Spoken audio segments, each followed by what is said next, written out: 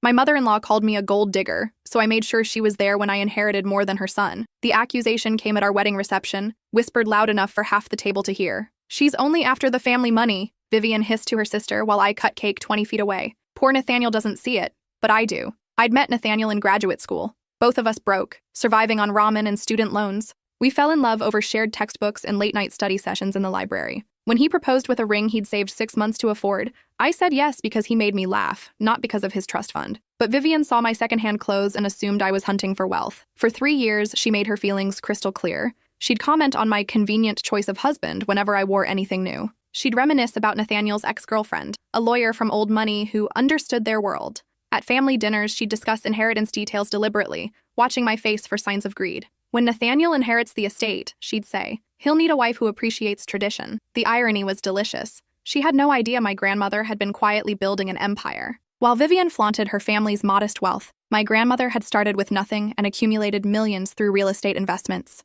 She'd lived simply, driving the same car for 20 years, never mentioning her portfolio. Only I knew about the inheritance because I'd helped manage her finances during her final illness. Every document, every property deed, every investment statement, I'd seen it all. The reading of the will was scheduled for a Tuesday afternoon. My grandmother's lawyer had specifically requested both families attend. Nathaniel assumed it was a formality, maybe a small bequest for the girl who'd cared for his grandmother-in-law.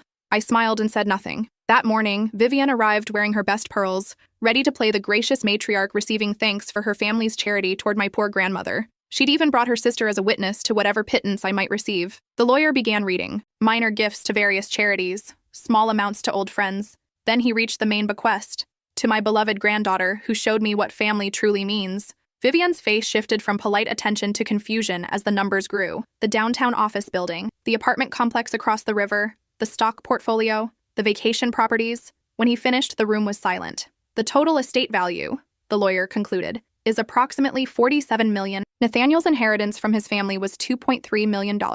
Vivian's mouth opened and closed like a dying fish. Her sister grabbed her arm to steady her. The woman who'd spent years calling me a gold digger had just watched me inherit 20 times more than her precious son would ever see. I suppose, I said sweetly, you'll want to revise your guest list for Christmas dinner. But that was just the beginning. Because 3 days later, I discovered something in my grandmother's papers that would change everything we thought we knew about both our family. I was sitting in my grandmother's study, sorting through the last box of personal documents that hadn't been handled by the lawyers. Birth certificates, old photographs, letters tied with ribbon, the kind of sentimental items that don't have monetary value but tell the story of a life. That's when I found the manila envelope marked Vivian in my grandmother's careful handwriting. Inside were documents that made my blood run cold, property deeds from the 1960s, bank statement, and a letter dated just 3 months before my grandmother's death. The letter was addressed to me, written in the shaky handwriting of her final days. My dearest granddaughter, if you're reading this, then you've discovered what I've hidden for 60 years. I pray you'll have the wisdom to use this information better than I did. The woman who calls herself Vivian Morrison was born Vivian Kowalski. Her father was my business partner in our first real estate venture. When that deal went bad in 1962, he stole $800,000 from our company and disappeared. I spent decades tracking him down, only to discover he'd died broke in Nevada, leaving his daughter to fend for herself. She changed her name, invented a new history, and married into what she thought was wealth. She has no idea that the very fortune she envies was built partly on what her father stole from me. The irony would be amusing if it weren't so tragic. I've watched her treat you with contempt, never knowing she owes her current lifestyle to money that was rightfully mine. Do with this information what you will. All my love, Grandmama. I read the letter 3 times before the full weight of it hit me. Vivian, who had spent years sneering at my common background, was the daughter of a thief. Her entire social identity was built on lies. And the money she'd inherited through her husband's family, money she claimed made her superior to me, had originally been stolen from my grandmother. But there was more in the envelope. Financial records showing that when Vivian's father disappeared, my grandmother had been left with enormous debts that took her 15 years to pay off. Insurance documents from when her business partner's theft had nearly cost her everything. And most damning of all, a private investigator's report from 1985 detailing exactly how Vivian had systematically reinvented herself after high school. She'd erased every trace of being Vivian Kowalski, created fake references for college applications, even lied about her age, shaving off 2 years to seem more appealing to potential husbands. The woman who'd called me a gold digger was the ultimate gold digger herself. I sat back in my grandmother's leather chair, mind racing. This explained so much about Vivian's behavior. Her desperate need to appear sophisticated, her obsession with bloodlines and breeding, her terror that someone might discover she wasn't what she seemed. She'd been projecting onto me the very crime she'd committed herself, marrying for money while hiding her true background. The question was, what to do with this information. I could have simply filed it away, content with the poetic justice of knowing the truth. But then I remembered every snide comment, every humiliation, every time she'd made me feel small at family gatherings. I thought about how she'd tried to convince Nathaniel that I was unworthy of his love. No, she'd spent 3 years trying to destroy my reputation. It was time she faced the consequences of her own choices. I made copies of everything and stored the originals in my safety deposit box. Then I called my grandmother's private investigator, a woman named Detective Reynolds who specialized in background checks for wealthy families. I need you to verify some information, I told her. And then I need you to compile a comprehensive report. 3 weeks later, Detective Reynolds handed me a folder that was even more damaging than I'd hoped. Not only had she confirmed every detail in my grandmother's documents, but she'd uncovered additional deceptions. Vivian had claimed to attend Vassar, but the college had no record of her. She'd said her family owned a horse farm in Virginia, but no such property had ever existed under either of her names. Even her supposed friendship with various society women was fabricated. Most of them had never heard of her. The woman who'd spent years judging my worthiness had built her entire identity on lies, but I didn't want simple exposure. That felt too easy, too crude. If I was going to end this, it needed to be done with the same precision my grandmother had used to build her empire. I waited for the perfect opportunity. It came 6 weeks later, when Vivian announced she was hosting a charity gala to raise money for the Children's Hospital. It was exactly the kind of event she lived for, a chance to play grand hostess while reminding everyone of her family's generosity and social standing. She'd invited 200 of the city's most prominent citizens. The mayor would be there, 3 city council members, the hospital board of directors, local business leaders, and of course all the society women whose approval she desperately craved.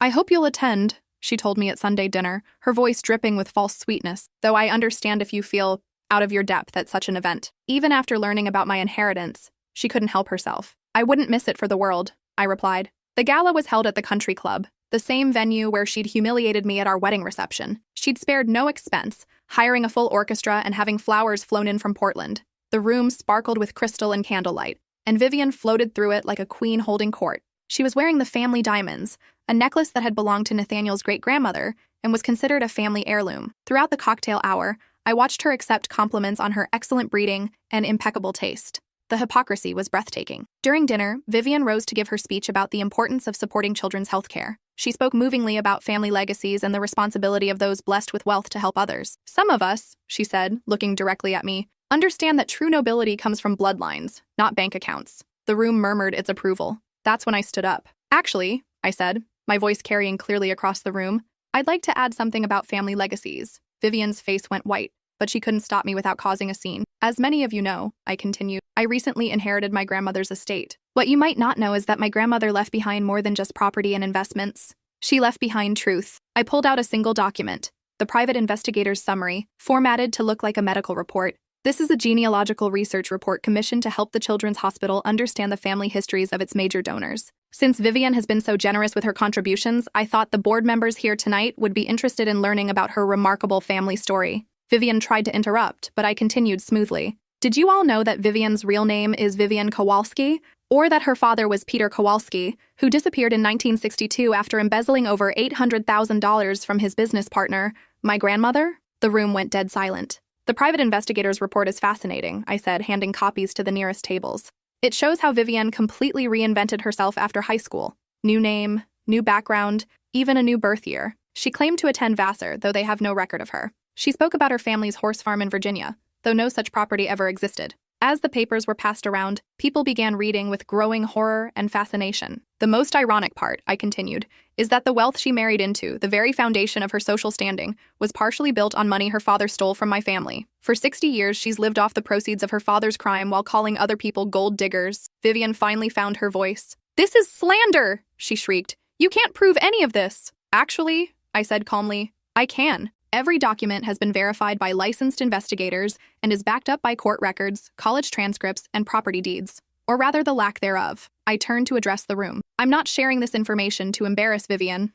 Well, not primarily. I'm sharing it because as my grandmother's heir, I feel responsible for addressing the theft that was never prosecuted. The $800,000 that Peter Kowalski stole would be worth approximately $6.2 million today." The room buzzed with whispers as people did the math. "Which is why," I announced, "I'll be making a donation to the Children's Hospital tonight in that exact amount, $6.2 million, to finally put this family debt to rest." The applause that followed was thunderous. Vivian stood frozen in the spotlight, her carefully constructed world crumbling around her. The society women who'd once deferred to her were whispering behind their programs. The city council members were studying the documents with grim expressions. The hospital board president was already calculating how to distance the institution from the scandal. I'd also like to announce, I continued, that I'm establishing the Meredith Foundation, named after my grandmother, to provide financial support for victims of white-collar crime, because sometimes the damage from theft extends far beyond the original crime. As I sat down, the room erupted in genuine applause. People were standing, approaching my table to congratulate me and offer their support for the foundation. Vivienne remained standing at the podium, abandoned and exposed. Finally, she stumbled from the stage and fled the room, leaving behind her purse, her dignity, and any pretense of social standing. But I wasn't finished with her yet. The next morning brought a deluge of phone calls. Reporters wanted interviews about the family scandal. The district attorney's office called to discuss whether statute of limitations issues prevented prosecution. Social organizations began quietly removing Vivienne from their boards and committees. By noon, 3 different society magazines had called to fact-check stories about the Kowalski deception that would run in their next issues. But the most satisfying call came from Nathaniel. "Is it true?" he asked simply. "Every word," I replied. There was a long pause. "I need to ask you something, and I need you to be completely honest. Anything. Did you marry me knowing about this? Was this all some elaborate revenge plot?" I could hear the pain in his voice, and my heart broke a little. "Nathaniel," I said softly, "I found out about your mother's background 3 days after my grandmother died, 3 months after we were married. I fell in love with you when we were both broke graduate students, remember? Your mother's lies don't change that." Another pause. "What do you want me to do about this?"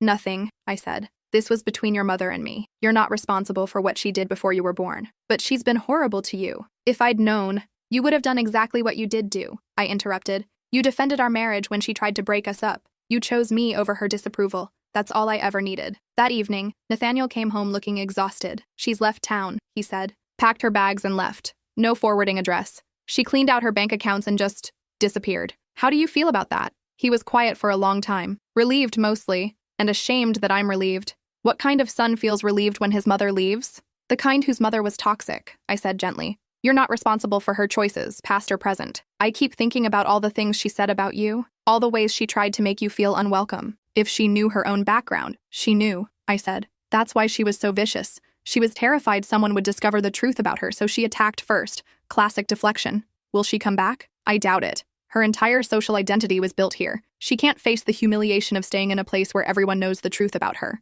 We were right. Vivienne never returned. 6 months later, we heard through Nathaniel's uncle that she'd moved to Florida and was using her maiden name again, though which maiden name was anyone's guess. She'd apparently told her new neighbors that she was a widow whose ungrateful stepchildren had stolen her inheritance. The lies continued, but at least they were someone else's problem now. The scandal had unexpected benefits. The story of my grandmother's stolen money and my donation to the Children's Hospital generated significant media attention, which brought donors to the Meredith Foundation from across the country. Within a year, we'd raised enough money to help over 300 families who'd been victims of financial fraud. More importantly, the truth about Vivienne's background seemed to inspire other people to share their own stories about toxic family members who'd hidden behind false respectability. I received hundreds of letters from people who'd been manipulated, gaslighted, or abused by relatives who presented perfect facades to the outside world. One letter particularly moved me. It was from a woman named Clara, whose sister had spent years borrowing money from family members while claiming to be a successful entrepreneur. In reality, she'd been using the funds to support a gambling addiction while living in a fantasy world of her own creation. "Your story gave me the courage to finally tell the truth about what she'd done to our family," Clara wrote.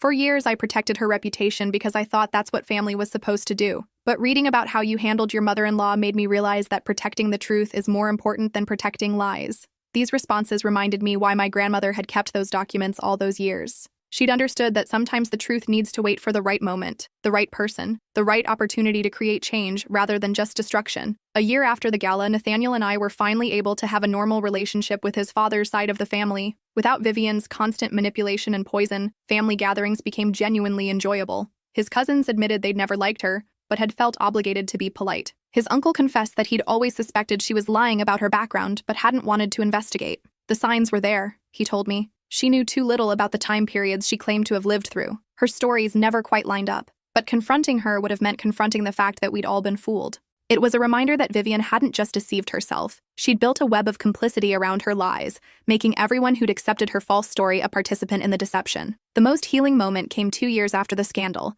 when I received a letter from the director of the Children's Hospital. "Your donation has allowed us to open a new wing dedicated to treating children from low-income families," she wrote. "We've named it the Meredith Family Center, in honor of your grandmother's legacy, Every day, children receive life-saving care because of what your family's truth made possible. I thought about my grandmother, who'd spent 60 years carrying the burden of what had been stolen from her. She'd used that pain to fuel her determination to build something better, to create wealth that could serve a purpose beyond just accumulating more wealth. In the end, Vivian's theft, both her father's original crime and her own theft of truth and dignity, had been transformed into something that saved lives.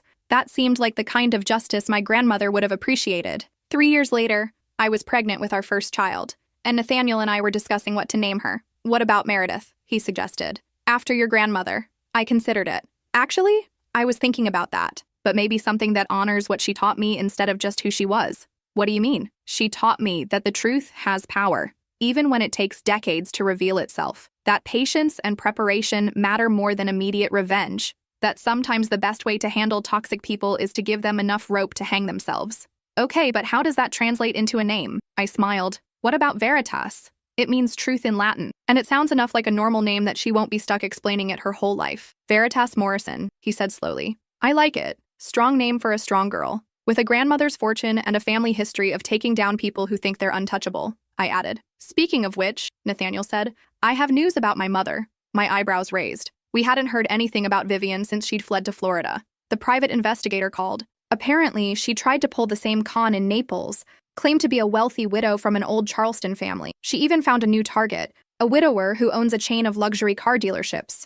Let me guess. Someone figured out she was lying? His daughter-in-law is a genealogist who specializes in family histories for estate planning. She got suspicious when my mother couldn't provide any specific details about her supposed family history and started investigating. What did she find? Everything. The whole Peter Kowalski story, the name change, even news articles about the Gala scandal. Turns out lying about your identity is significantly harder in the internet age. What happened to her? The man called off their engagement and asked her to leave his house immediately. But here's the interesting part. His daughter-in-law said my mother wasn't even embarrassed. She just packed her bags and said she'd find somewhere that appreciated a woman of quality. I shook my head, still living in her fantasy world. Apparently, but her new story is that she's a victim of financial fraud committed by her cruel stepchildren. She's telling people we somehow stole her rightful inheritance. Of course she is. People like your mother never accept responsibility for their own choices. There's always someone else to blame. Do you think we should warn people about her? Let them know what she's really like? I thought about it. No. The truth about people like Vivian always comes out eventually. She'll keep lying, keep trying to con people, and eventually she'll target someone who won't be fooled.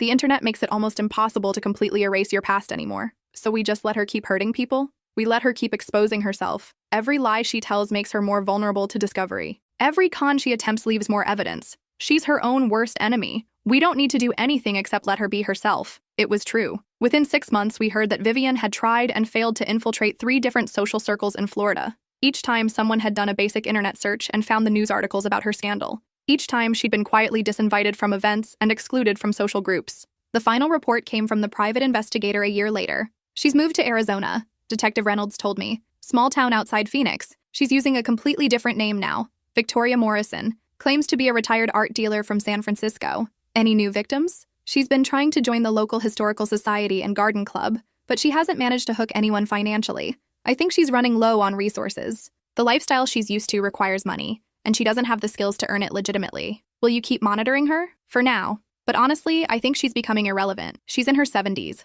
living in a 1-bedroom apartment, and telling increasingly desperate lies to people who don't have the kind of money she's used to targeting. She's more pathetic than dangerous at this point. That was the last I heard about Vivian, or Victoria, or whoever she was calling herself. But the impact of standing up to her continued to ripple through my life in positive ways. The Meredith Foundation had grown into a nationally recognized organization that helped victims of financial fraud navigate legal and financial recovery. We'd helped over 1,000 families and had inspired similar organizations in 12 other states. More personally, the experience had taught me something crucial about dealing with toxic people. The best defense against manipulation is truth, preparation, and patience. Vivian had counted on my being too polite, too shocked, or too intimidated to fight back effectively. She'd miscalculated. When Veritas was born, I looked into her tiny face and made a promise. You'll always know the truth about your family, I whispered. The good, the bad, and the complicated. No lies, no pretenses, no family secrets that could be used against you later. Because that's what my grandmother had really left me. Not just money, but the understanding that truth is the most valuable inheritance of all. And unlike money, truth can't be stolen, squandered, or lost. It can only be ignored, hidden, or distorted. But it never disappears entirely. It waits, patient and persistent, for the right moment to reveal itself. And when it does, It has the power to change everything. 5 years later, I received one final piece of correspondence related to the Vivian saga. It was a death certificate, forwarded by the private investigator. Vivian, under whatever name she'd been using, had died in a Phoenix hospital. No family had claimed the body. Her possessions fit in 2 cardboard boxes, and her bank account contained $247. The woman who'd spent her entire life chasing wealth and social status had died alone and poor. Her identity so fractured by lies that even the coroner had trouble determining her real name. The irony wasn't lost on me, but I felt no satisfaction in her death, only sadness for a life wasted on deception and bitterness. That evening, I told Nathaniel about the death certificate. "How do you feel about it?" he asked. "Empty, mostly." She never figured out how to be happy with the truth of who she was. She spent 70-some years running from herself. "Do you regret exposing her?" I thought about it carefully. No, but not because she deserved to be humiliated, because she needed to be stopped. She was hurting people, including you, and sometimes the only way to stop someone who's committed to lying is to make the truth impossible to ignore. Would you do it again? I'd try to find a way that didn't require public humiliation first. But if that didn't work, yes, truth matters more than comfort. That night, I went into Veritas's room and watched her sleep. She was 4 years old now, full of questions about everything, unafraid to speak her mind, completely confident in her place in the world. She would never have to wonder if her family loved her for who she was or what she represented. She would never have to hide parts of herself to be accepted. She would grow up knowing that honesty, even when it's difficult, is always better than lies, even when they're comfortable. And if someone ever tried to manipulate her the way Vivian had tried to manipulate me, she'd have the tools to recognize it and the strength to fight back. That seemed like the most valuable inheritance I could give her. The truth, the whole truth, and the confidence to use it wisely. Because in the end, that's what my grandmother had really given me. Not just money, but the understanding that financial wealth means nothing without the integrity to use it well. And the knowledge that sometimes the best revenge isn't getting even. It's becoming everything the person who hurt you could never be. Honest, generous, strong enough to build instead of destroy, and secure enough in your own truth that other people's lies can't touch you. I closed Veritas's door softly and went to find Nathaniel. We had a future to build, and for the first time in years, we could build it without looking over our shoulders for the shadow of someone else's deception. The truth had set us free, and freedom, it turned out, was worth more than any inheritance. School counselors. What's the most shocking thing a student has confided that you legally couldn't ignore? I've been a high school counselor for 12 years. I thought I'd heard everything. Abuse, neglect, suicidal ideation, eating disorders. Kids confide things that would break most adults. But nothing prepared me for what Madison told me that Tuesday afternoon in March. She was a junior, quiet but not invisible. Straight A's, debate team, college-bound. The kind of student who slips through cracks because she doesn't cause problems. When she knocked on my office door during lunch, I assumed it was about course scheduling or college applications. "Mrs. Patterson," she said, closing the door behind her with unusual deliberation. "I need to tell someone something, but I'm scared of what happens next." I gestured to the chair across from my desk, the same one where hundreds of students had shared their secrets over the years. "Whatever it is, we'll figure it out together." She sat down, hands trembling slightly. I noticed she'd been biting her nails, something I'd never seen her do before. Dark circles under her eyes suggested she hadn't been sleeping. "You have to report certain things, right? Like if someone's being hurt? If you're in immediate danger, yes. But let's talk about what's going on first." Madison stared at her hands for a long moment. When she looked up, her eyes were filled with tears she was fighting to hold back. The composure she usually maintained was cracking. I could see the weight of whatever she was carrying. "My dad isn't who everyone thinks he is." Her father was Dr. Richard Hayes, respected pediatrician, deacon at their church, coached Little League for 15 years. The kind of man people trusted with their children. The kind who smiled at school board meetings and donated to every charity fundraiser. His office walls were covered with thank you cards from grateful families. He was planning to run for city council next year. He's been experimenting on kids. The words hit me like ice water. "What do you mean by experimenting?" "At his practice. After hours. Kids whose parents think they're getting routine checkups." Her voice dropped to a whisper. "He drugs them, takes pictures, does things to them while they're unconscious." My blood ran cold. My training kicked in. But this was beyond anything I'd encountered in over a decade of counseling. "Madison, how do you know this?" "I found his computer, hidden files, videos." She pulled out a flash drive with shaking hands. Hundreds of them. Kids from our school, from around town, some as young as 6 years old. The flash drive felt like it weighed 1,000 pounds when she placed it on my desk. My hands shook as I reached for my phone to call the police. But Madison grabbed my wrist with surprising strength, her fingernails digging into my skin. "Wait, there's more. He's not working alone." The desperation in her voice made my stomach drop. This wasn't just about one predator.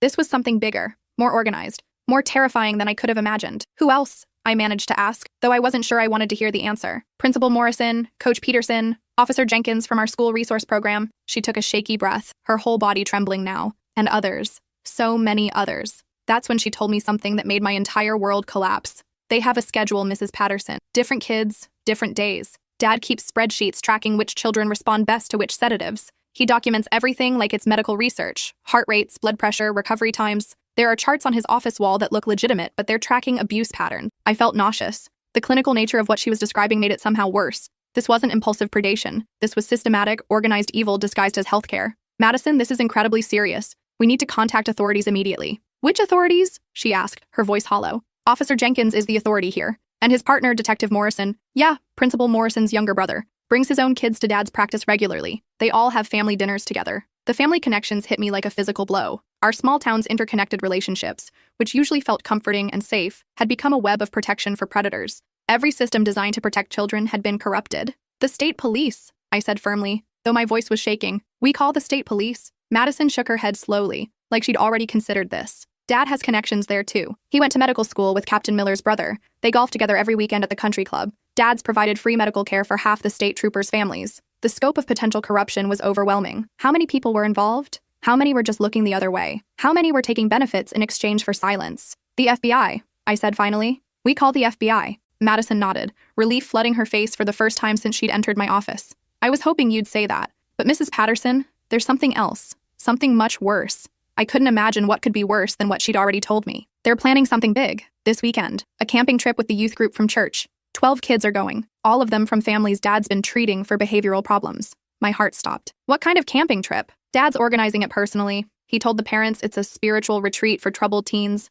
kids whose parents are desperate for help, kids from broken homes who nobody would miss right away if something happened. The full horror of what she was describing hit me. This wasn't just ongoing abuse. This was a planned mass assault on children, maybe worse. The parents think it's legitimate, Madison continued, her voice breaking. Dad's been building trust for months. Free counseling sessions, family dinners, community outreach. He convinced them their kids need intensive intervention away from negative influences. He even got Pastor Williams to co-sign the recommendation. We have to stop this, I said, already reaching for my phone with trembling fingers. There's more, Madison continued, pulling out a notebook filled with her careful handwriting. I think they're going to dispose of evidence. I heard Dad talking to someone about cleaning house and starting fresh in a new location. The camping trip wasn't just about assault. It was about elimination. What do you mean by starting fresh? Madison opened her notebook, revealing months of detailed documentation. I've been gathering evidence for 6 months. Dad got a job offer in Oregon. He thinks I don't know about it, but I've seen the paperwork. He's been slowly transferring patient files, liquidating investments, closing accounts. Coach Peterson submitted his resignation letter last week. Principal Morrison announced early retirement at the board meeting. They were all preparing to disappear. They're going to hurt those kids and then vanish, she whispered.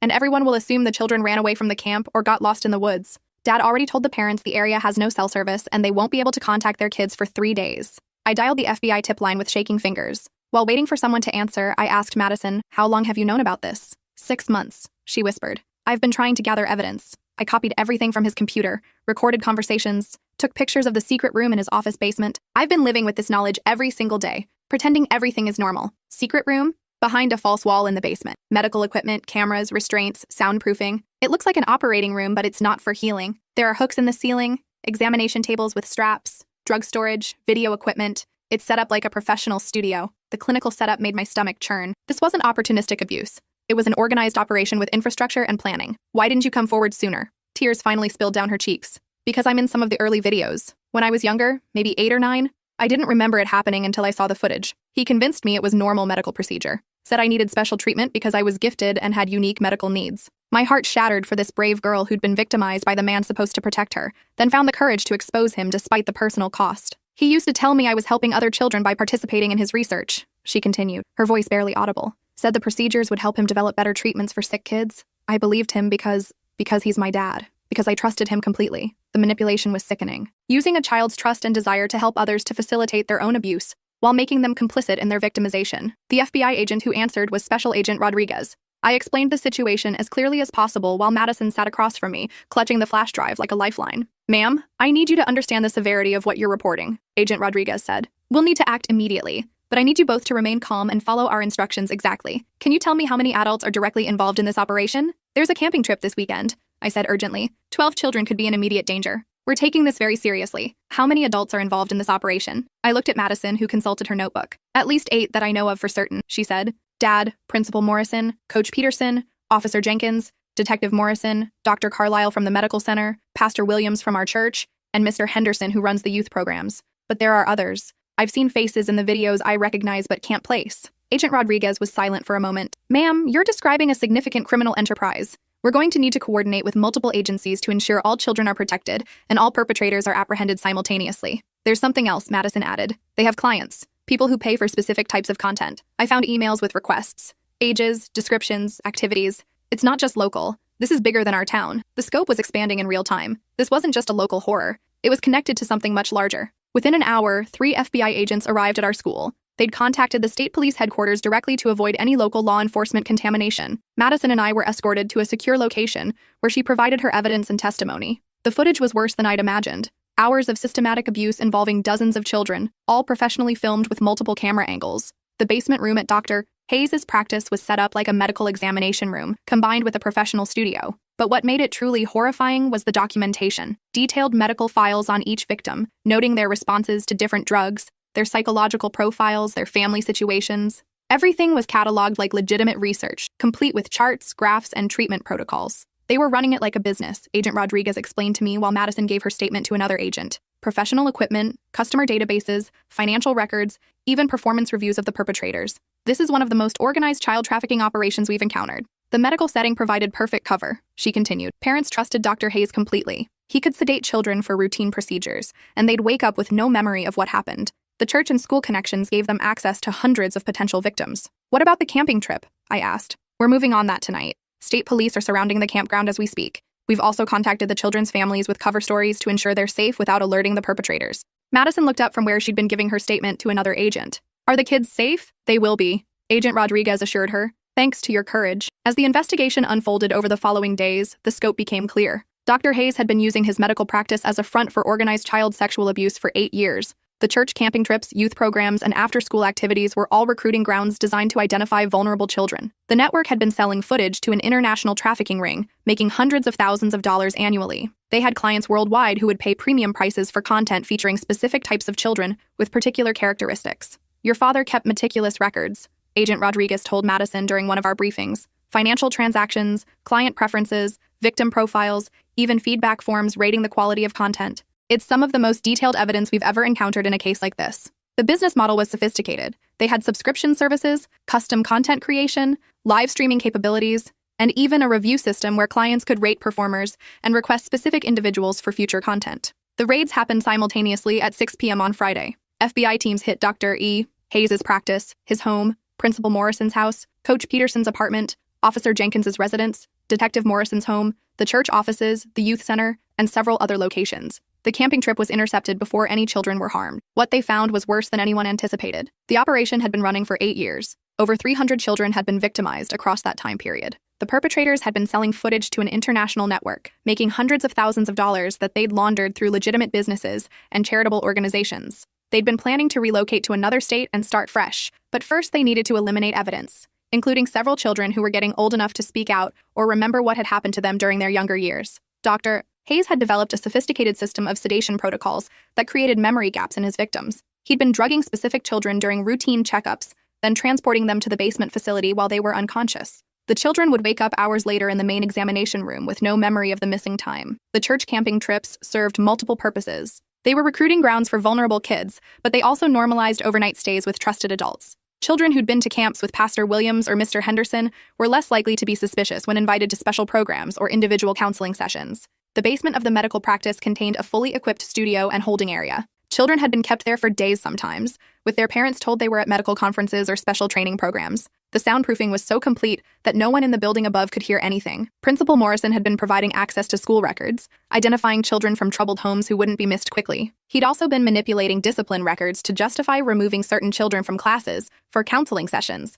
that were actually transportation to the medical facility. Coach Peterson used after-school programs to isolate victims. He'd created a mentorship program specifically designed to identify vulnerable children and gain their trust over months of grooming. His position gave him access to children's home situations and family dynamics. Officer Jenkins ensured any reports were buried and provided intelligence about which families were being investigated by social services. His access to police databases allowed the group to target children who were already in precarious situations and unlikely to be believed if they spoke out. Detective Morrison, Principal Morrison's brother, provided additional law enforcement protection and had connections throughout the state police system. He'd been redirecting investigations and ensuring any reports about suspicious activity were lost or ignored. The investigation expanded rapidly. The FBI discovered connections to similar operations in 7 other states. The network had been operating for over a decade, with Dr. Hayes' group being one of the most profitable and well-organized cells. Financial records revealed that the group had generated over $2 million in the past 3 years alone. They'd been investing the money in legitimate businesses, real estate, and even college funds for their own children, creating a twisted irony where they profited from abusing other people's kids to benefit their own families.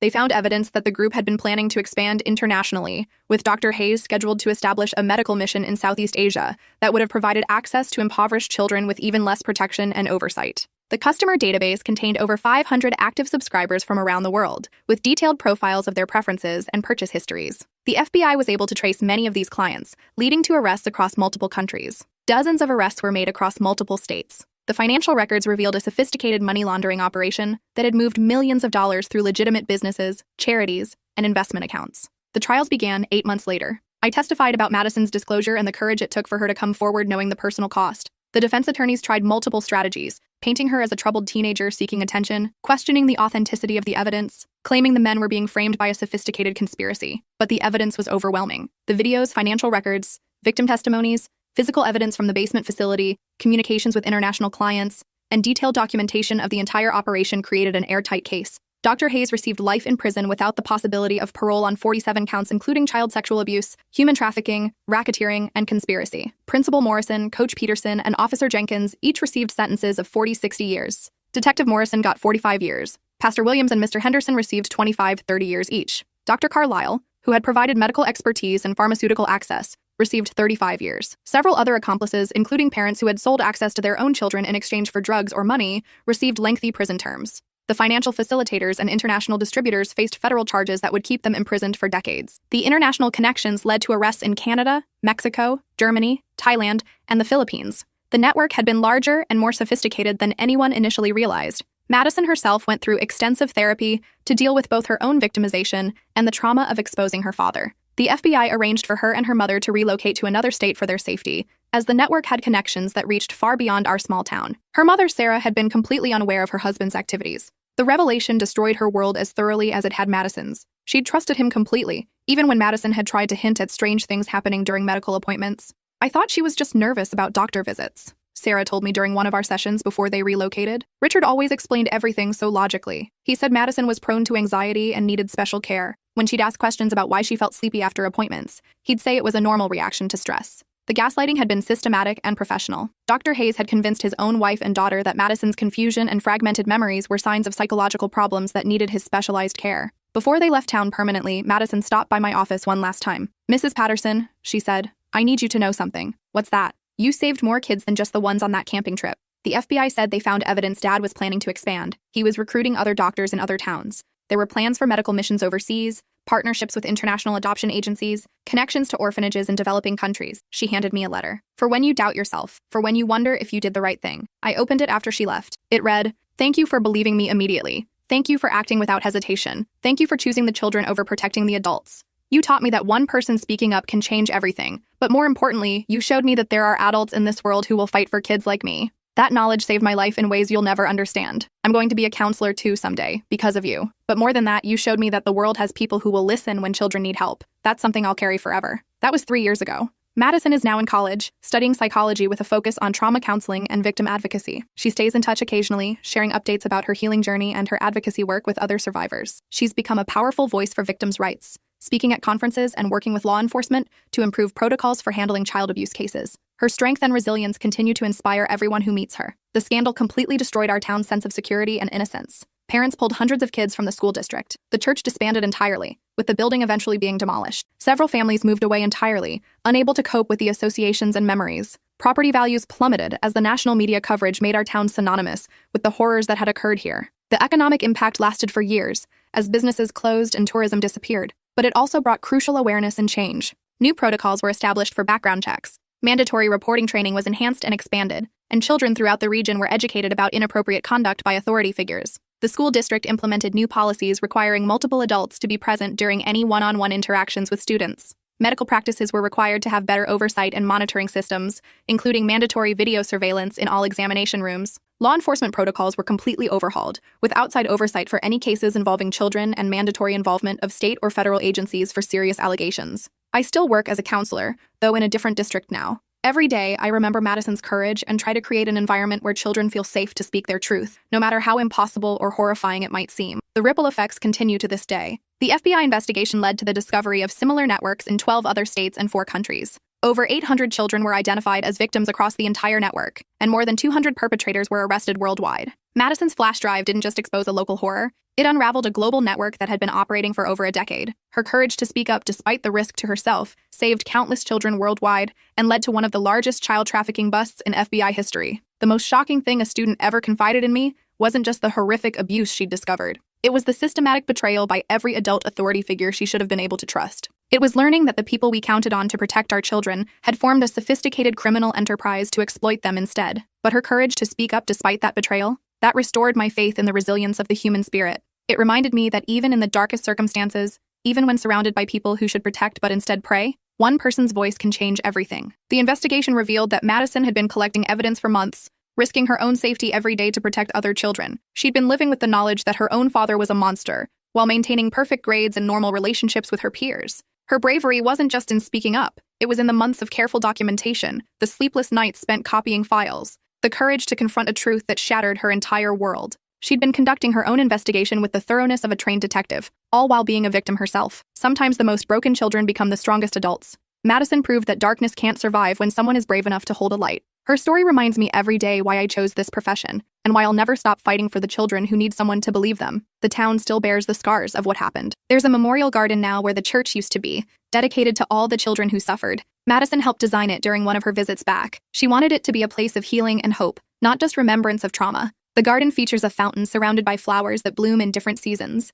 ensuring there's always something beautiful growing. There's a bench with an inscription that reads, "For the children who spoke truth to power, and the adults who listened." But the real memorial to Madison's courage isn't made of stone or planted in soil. It's in the policies that were changed, the children who were saved, the networks that were dismantled. It's in the protocols that now exist to ensure no child suffers in silence. The Department of Children and Family Services completely restructured their oversight procedures. Medical boards implemented new requirements for practice monitoring. Churches and youth organizations developed comprehensive background check systems. The federal government created new task forces specifically designed to investigate organized child exploitation networks. Training programs were established to help identify signs of systematic abuse in community settings. Madison's case became a model for how to handle complex disclosure situations. The FBI now uses elements of our approach as training material for agents dealing with similar cases. Educational institutions nationwide implemented new protocols for mandatory reporting. The emphasis shifted from simply reporting individual incidents to recognizing patterns that might indicate organized abuse. Her impact reached far beyond our small town. Congressional hearings were held about vulnerabilities in child protection systems.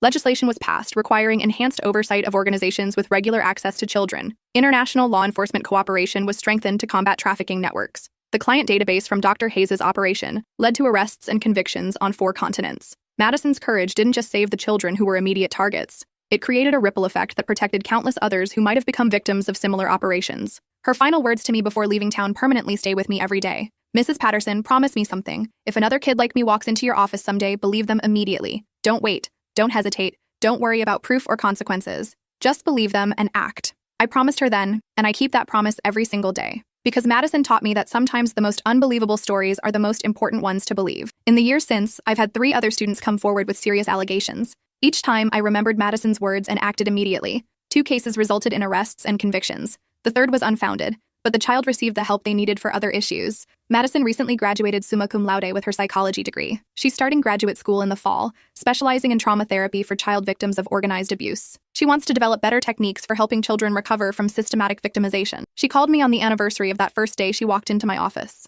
"Mrs. Patterson," she said, "I need you to know that what you did that day didn't just save those 12 kids going on the camping trip. It saved me too." "How so?" "Because you showed me that speaking the truth matters. That there are adults who will listen. That children's voices have power when the right people hear them." She paused for a moment. "I was planning to kill myself after I told you. I figured they'd never believe me. That Dad would convince everyone I was lying. That nothing would change. But you believed me immediately. You acted without hesitation. You saved my life just by listening." That conversation reminded me why I became a counselor in the first place. It's not just about being there when children are in crisis. It's about being the adult who listens, who believes, who acts when action is needed. Madison's story changed everything for me. It changed how I approach every conversation with every student. It changed how I view my role in their lives. Because sometimes a child walks into your office carrying the weight of the world, and sometimes what they're carrying is the key to saving other children from unimaginable horror. The most shocking thing a student ever confided wasn't just what she told me. It was what her courage to speak that truth accomplished. Sometimes one voice can change everything.